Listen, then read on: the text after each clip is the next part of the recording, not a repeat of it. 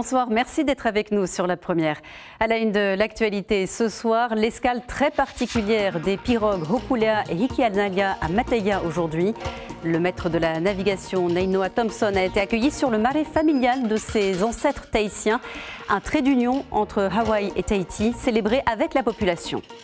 Une période de transition de 15 ans avant de devenir un État associé à la France. C'est l'une des pistes étudiées actuellement à l'Élysée pour la Nouvelle-Calédonie. Alors forcément, on se pose la question. Et ici, est-ce que ce serait possible? Est-ce que les indépendantistes le souhaitent? On demandera à notre invité Anthony Géros, le président de l'Assemblée. 2 médailles d'or de plus au Palau. La compétition vient de reprendre et déjà les athlètes tahitiens brillent, les triathlètes pour être précis. Tous les détails et les images dans quelques instants. Des costumes époustouflants et un humour délicieux. C'était encore une très belle soirée de Heiva sur la scène de Toata hier soir. Nous avons suivi la troupe amateur Hahavei et le groupe de chant Te Manu Ai'a. Le Heiva qui commence demain à Bora Bora. On se mettra dans l'ambiance en revoyant les images du festival de 1998. Ce sera notre rubrique Fais-nous d'avant. Après Papeete samedi dernier, c'est donc à Mataya que les pirogues Hokulea et Hikianalia se sont rendus aujourd'hui. Une étape symbolique pour Nainoa Thompson, le premier navigateur hawaïen à avoir réalisé la traversée entre Hawaï et Tahiti en 1980. Et ce n'est pas un hasard. On découvre cela avec Heiari Tayata et Marcel Bono. C'est une nouvelle étape dans leur voyage en Polynésie. Les pirogues Hokulea et Hikianalia franchissent la passe sacrée de Haifa à Mataya. Comme la tradition le veut, les voyageurs doivent d'abord demander l'autorisation avant de toucher terre. Une cérémonie respectée à la lettre. Pour la population, c'est un grand privilège de recevoir ces invités d'honneur. Manavaya auto mo hitei, notre fenua vehi. Manavaya auto yone ivaïuri nei. Vaïuri teraratau mataya ite yemahana. Ça fait plaisir, c'est la première fois qu'on voit ça. Et puis, il y a mon papa en France qui voulait le voir aussi, du coup, bon, on le voit à sa place. Ça reste de bons souvenirs, parce que c'est pas tous les jours qu'on voit une arrivée de telle ampleur, et puis ça fait plaisir. C'est nos cousins du Pacifique. Mais le cœur de l'accueil se trouve à quelques centaines de mètres plus au fond dans la vallée, sur le marais à Puterei. Ce marais, c'est celui de la famille Paoa, une lignée issue des clans des Teva, les anciens chefs des districts du sud de Tahiti. Et si Hokulea est arrivé à Tahiti en 1980, c'est bien grâce à son illustre capitaine Nainoa Thompson. Après des années de recherche, il découvre qu'il est lui aussi descendant de cette lignée, un moment de joie célébré par tous les autres descendants. Mon rôle aujourd'hui, c'était de lui décrire sa généalogie et qui nous sommes pour qu'il comprenne que nous sommes liés, que nous avons un ancêtre en commun. Et donc j'ai remonté jusqu'à Paoa, jusqu'à plus de 7 générations. C'est bouleversant. Je ne m'y attendais pas. Mais ce moment, être accueilli comme un membre de la famille, c'est vraiment bouleversant. J'ai besoin de prendre du recul pour y penser, parce que c'est tellement profond, tellement ancestral. C'est la 3e fois que Hokulea passe par Mataya, mais c'est la première fois que son équipage est accueilli sur ce marais. C'est le Afenua. Avant d'aller à Horomoana et faire le tour du monde, il est important de savoir d'où tu viens. Et donc ce marais est aussi un marais pour accompagner avec les Tupuna de Nainoa, accompagner ce grand voyage de Moananui à Kea. Le passage de Hokulea et Hikianalia à Mataya marque une nouvelle page dans l'histoire de la commune et elle lui inspire déjà de nouveaux projets. D'ici 2 ans, Tevayuta prévoit la construction de sa première pirogue à voile capable de braver l'océan comme ses 2 grandes sœurs.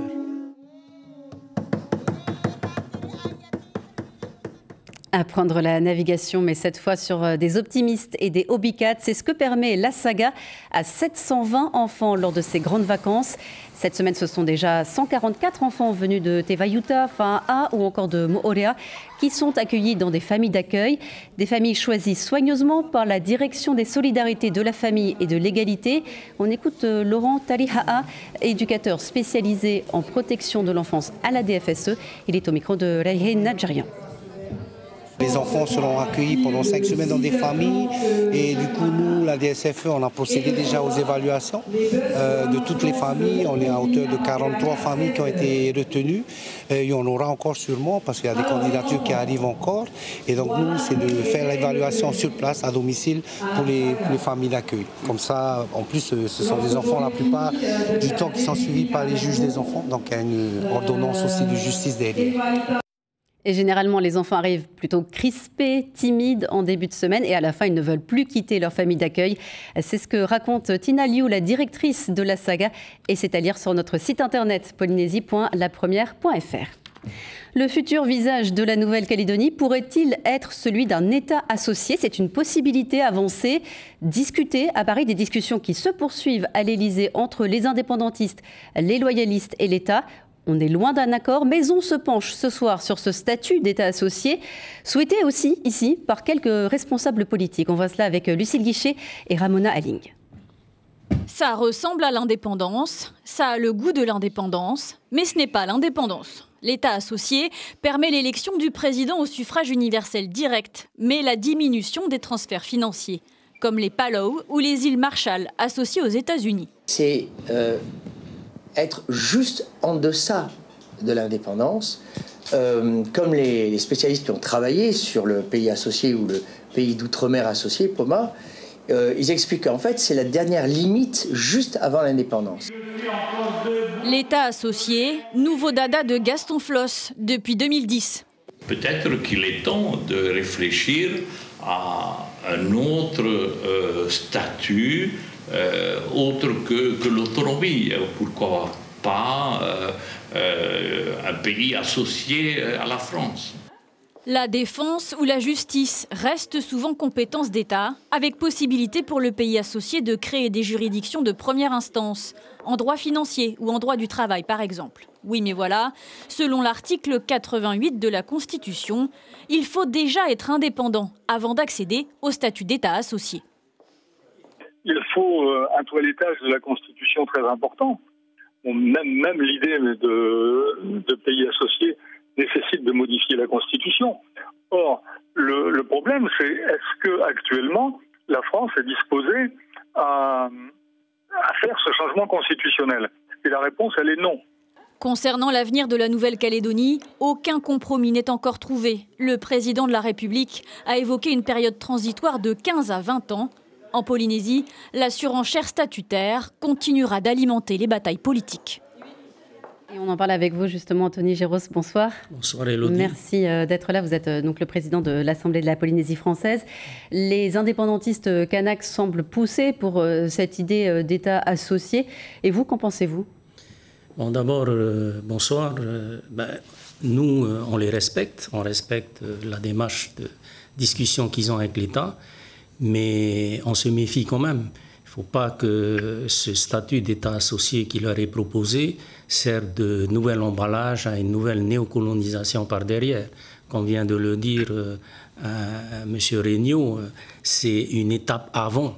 Ce qu'on demande, nous, au niveau du Taveuni-Ratira, pour ne pas faire de la sémantique, c'est l'accession de ce pays à sa souveraineté. La souveraineté nécessite qu'on continue à vivre en interdépendance avec tous les pays. On n'a pas besoin d'être associé pour le faire. Par contre, il faut être souverain. Il faut avoir tous les leviers politiques pour prendre les décisions qui s'imposent pour la vie en communauté dans un pays qui a accédé à sa souveraineté. Pour accéder à la souveraineté, vous essayez de pousser l'État à discuter. Cela passe notamment par l'ONU, cela passe aussi récemment par la justice française. Ça ne fonctionne pas pour le moment. Quelle est la suite? Est-ce que vous allez changer d'approche? Non, absolument pas. Tout simplement parce que nous avons été réinscrits en 2013, donc ça fait 12 ans que normalement l'État français, la puissance coloniale, on appelle la puissance administrante pour ne pas blesser les susceptibilités, aurait dû engager le dialogue pour démarrer la décolonisation. Cette décolonisation est nécessaire pour préparer le référendum, parce que beaucoup de personnes qui vivent en Polynésie, ils veulent savoir qu'est-ce qui va se passer après. Donc il y a une partie de responsabilité qui relève de l'État, Et donc, il faut qu'on dialogue avec l'État. Donc, ce dialogue n'a toujours pas été entamé. Toujours pas accepté par l'État. Malgré vos démarches. Et ils ne reconnaissent même pas notre réinscription, alors qu'ils ont reconnu la réinscription de la Nouvelle-Calédonie, certes dans des circonstances qui ne sont pas les mêmes, mais quand même, ils l'ont reconnu. Donc, on appelle de Alors, quelle est votre voeux. prochaine action, justement, pour pousser l'État à discuter? Eh bien, l'action coercitive qui a consisté à aller devant une juridiction française pour demander, s'humilier devant un juge pour qu'il impose à l'État de venir dialoguer, pas faire la guerre, pour venir discuter. Le ministre des Outre-mer, Manuel Valls, va arriver ici d'ici quelques jours. Qu'est-ce que vous attendez de cette visite? Alors d'abord, je ne sais pas pourquoi il vient. Je sais qu'il va visiter quelques atolls et quelques îles, mais pour ce qui nous concerne, on ne va pas rater l'occasion de lui poser la question de savoir s'il vient pour le dialogue. S'il vient pour le dialogue, on est prêt à dialoguer.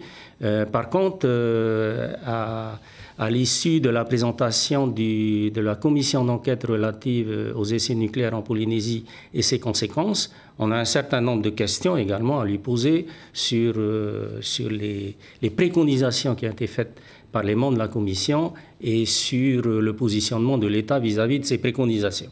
Il y a plusieurs recommandations en effet qui ont été faites. Quelle est selon vous l'urgence? Est-ce que c'est la demande de pardon? Est-ce que c'est l'indemnisation, le remboursement à la CPS? Qu'est-ce qui est le plus important? Vous savez, en Polynésie, cette histoire du pardon est complètement dépassée. Président Édouard, quand il était président, il a demandé pardon à tout le monde. Donc ça suffit. Maintenant, on est à l'heure de la réparation. Pour pouvoir réparer le problème qui a été à l'origine des essais nucléaires en Polynésie, il faut revoir cette loi Morin-là. Parce que cette loi Morin, elle est inefficace aujourd'hui, même avec un millisievert, ça ne marche même pas. Donc il faut revoir la loi Morin et il faut voir si l'État est de nature à accepter de revoir cette loi. Ensuite, il y a l'issue du devenir de ces deux atolls, sans nous démettre de la responsabilité de l'État à continuer à assurer la sécurité de ces deux atolls, il faut quand même que ces deux atolls soient restitués à leurs propriétaires légitimes. L'un n'empêche pas l'autre.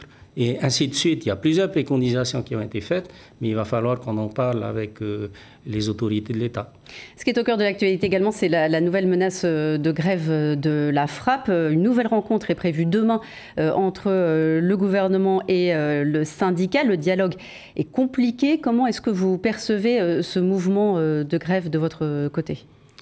Alors, actuellement, en me plaçant dans un contexte de gouvernement, si on réclame de l'excellence de notre outil de travail, c'est-à-dire nos services publics, on ne peut pas les sous-payer.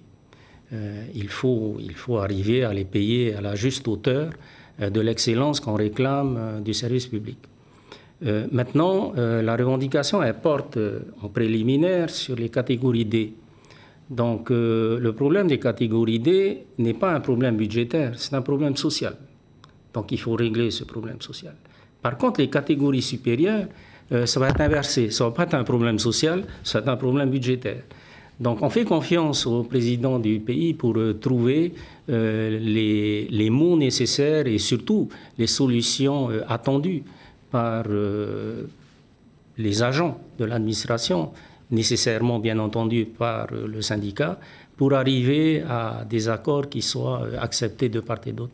Juste en quelques mots, vous êtes aussi le maire de Paea. C'est un problème important. Le week-end dernier, un homme a été tué. C'est la 3e affaire mortelle impliquant un couteau à Paea en 3 ans, des violences souvent sur fond d'ICE. Qu'est-ce qui est fait à Paea pour lutter contre cette montée de violence? On n'arrête pas de mobiliser les officiers de police judiciaire, à savoir les gendarmes, puisque c'est les seuls qu'on a sous la main, et pour essayer de travailler en partenariat. Mais comme on l'a toujours su, c'est toujours sous fond d'alcool. Alors je pense que c'est plutôt au niveau de la réglementation en matière de vente d'alcool qu'il faut intervenir pour que ce problème, qui est général partout, puisse trouver une solution définitive. Parce que sinon, on va toujours être dans le curatif. Quand on va voir quelqu'un en ébriété, on va faire ce qu'il faut par rapport au code pénal, mais ça ne va pas résoudre le problème. Le lendemain, on va le retrouver toujours dans le même état.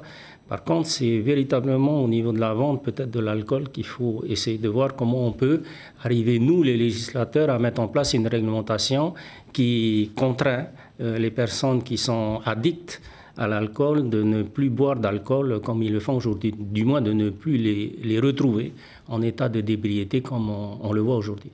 Anthony Géros, merci beaucoup d'être venu sur notre plateau ce soir. Merci.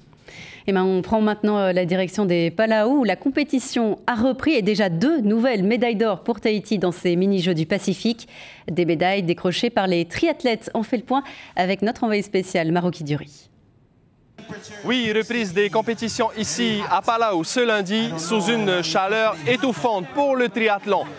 Bonne nouvelle pour la délégation tahitienne, une médaille d'or en individuel chez les femmes décrochée par Salomé de Barthès qui a réalisé une très belle course en sprint. Elle a dominé du début à la fin ce triathlon. Elle est sortie première de l'eau du tronçon de 750 mètres de natation. À l'issue des 20 km de vélo, elle était toujours loin devant et elle a géré ces 5 km de course à pied pour s'imposer avec une très belle avance. Médaillée d'or donc pour Salomé de Barthès. Chez les hommes, c'était un peu plus disputé.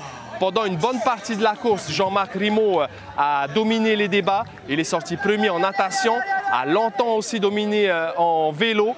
Et c'est en course à pied qu'il s'est complètement effondré. Par contre, en course à pied, c'est Noé Delbrey, l'autre Polynésien engagé dans ce triathlon individuel masculin, qui a fait très fort. Il finit médaille d'or devant 2 Calédoniens. Par contre, Jean-Marc Rimaud ne finit pas sur le podium. Donc, double médaille d'or pour le triathlon individuel masculin et féminin aujourd'hui.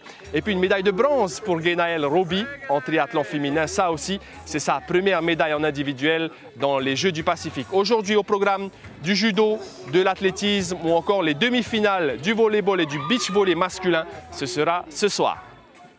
Maroki Duri avec Mélissa Chang et David Chang. Vous pouvez retrouver toutes les infos en direct sur nos réseaux sociaux. C'est l'heure de la clôture pour le festival de tatouage Yanu'ut et Tatao et le bilan est positif. Plus de 500 personnes sont venues se faire tatouer au gymnase de Haroué.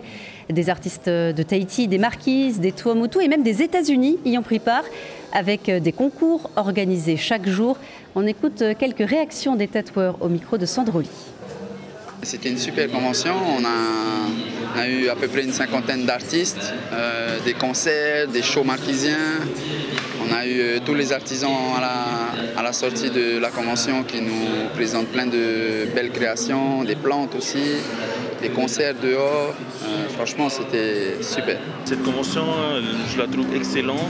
D'ailleurs, merci aux organisateurs ici de nous avoir permis de pouvoir nous réunir ici et qu'on puisse montrer notre savoir-faire. La fête à Tapu Tapu Atea, après l'arrivée de Hokulea, place au Heiva de la commune. Vous allez le voir sur les images de Maïté Moana. La cérémonie d'ouverture a eu lieu hier soir. Plus de 500 personnes rassemblées pour assister aux prestations de chant et de danse traditionnelles proposées par 4 groupes de Tapu Tapu Atea.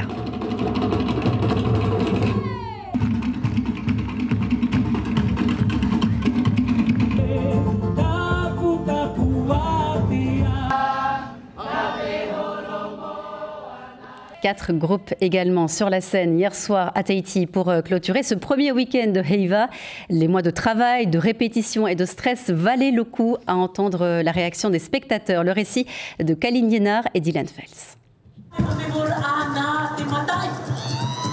To'ata, enivré par le parfum entêtant du savant mélange entre Ilang-Ilang, Tiare Tahiti et Fougère. La troupe Havaï embarque son auditoire pour un voyage direction l'école de formation des chefs. Des Aito, des guerriers, les réceptacles des 7 enseignements de la sagesse polynésienne. Il y avait beaucoup de choses différentes, mais assez accessibles quand même à trouver. La complexité était plutôt dans la façon de faire le costume en lui-même. Je me suis entouré de personnes, de designers, pour chaque tableau, donc chaque costume qu'on a pu présenter ce soir. Il y a vraiment une belle qualité de la présentation, de la prestation, aussi bien au niveau du costume aussi, l'art déclamatoire aussi, c'est vraiment très bien ficelé.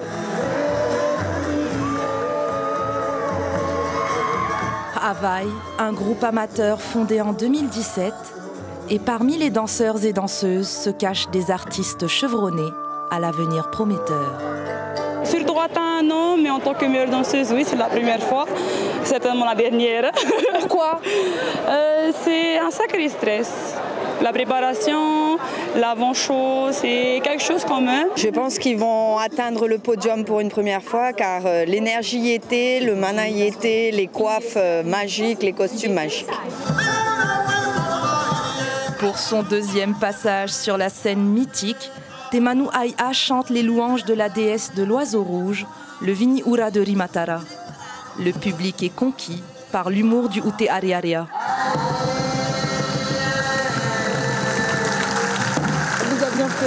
Oui, c'est impressionnant quand même comment ils arrivent à bien orchestrer l'histoire avec un bel humour. Qui remportera les trophées cette année? Pour le savoir, rendez-vous le mardi 16 juillet, place Tohata pour la remise des prix, la seule soirée gratuite de ce Heiva. Et on reste dans l'ambiance du Heiva, mais on se replonge dans le festival de 1998 à Bora Bora. C'est notre Fénois d'avant et c'est un reportage de Brigitte Olivier.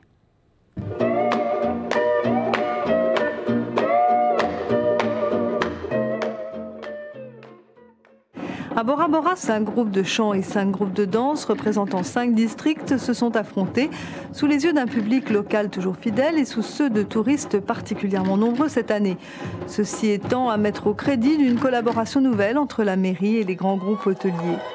Quant à la participation des acteurs de ce Heiva, elle a été excellente. On estime à plus de 500 le nombre de danseurs et 250 le nombre de chanteurs. Les concours ont pris fin, soit, mais tout n'est pas terminé pour tous ces jeunes qui ont répété des semaines ce Heiva. Maintenant, ils vont être payés de retour au propre comme au figuré de tout ce travail bénévole, car les hôtels, aussi bien à Bora Bora qu'à Tahiti, réclament maintenant la venue de tous ces groupes pour des shows de qualité. Et le Heiva Bora Bora 2025, lui, va s'ouvrir demain. Nous serons sur place pour couvrir cet événement jusqu'à la grande soirée des lauréats le 22 juillet. Voilà, c'est la fin de cette édition. Pour rappel, on a assisté à l'escale symbolique de Hokulea et Hikianalia à Mateia aujourd'hui. Le navigateur Neinoa Thompson a été accueilli sur le marais familial de ses ancêtres tahitiens. Un moment partagé avec la population. À suivre ce soir sur la première, le film Les Cyclades, puis la série Frotter Frotter. Et on se quitte sur les plus belles images de la soirée du Heiva d'hier. Excellente soirée et à demain.